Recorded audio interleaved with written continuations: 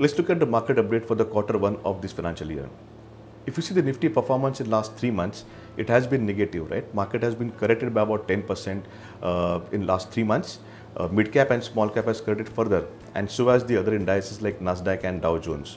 And the main reason for this correction is because of the Ukraine-Russia war, the rising interest rates, and the inflation fears.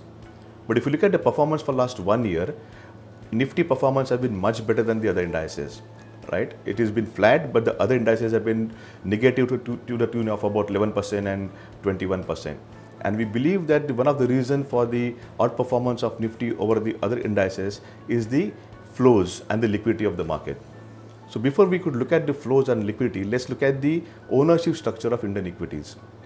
So if you look at the average since 2015, about 50% of the Indian equities is held by the promoters. About 21.7% FIs are holding, and DIs are holding about 13.5%. But from since then, if you look at today's level, March 22, promoters are still holding 50%. The FIs are holding about 20.3%, which means it has come down, lowered by about 6.5%.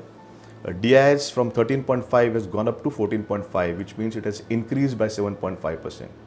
But still, we believe that they are holding, FIs holding 20%, so they are key constituents of Indian equities. And hence, looking at the FIs and DIs numbers is very important. So let's look at the numbers. Last year, we all know that FIs were net sellers, about 1,40,000 crores. At the same time, DIs were net buyers, about 2,21,000 crores. And this financial year, in the first quarter, the trend is continuing.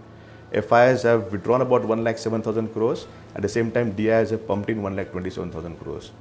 And the main reason for DI's steady inflow is the monthly SIPs. We have said this in the last meeting as well.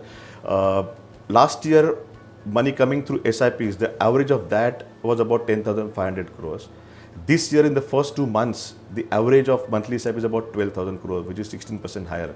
And that's one of the reasons why we feel that there are steady inflows of DIs coming in. So this data of inflows is very important. So we are continuing to monitor this data. And if at all there is any reversal trend in FIs, that will be good for the Indian equities.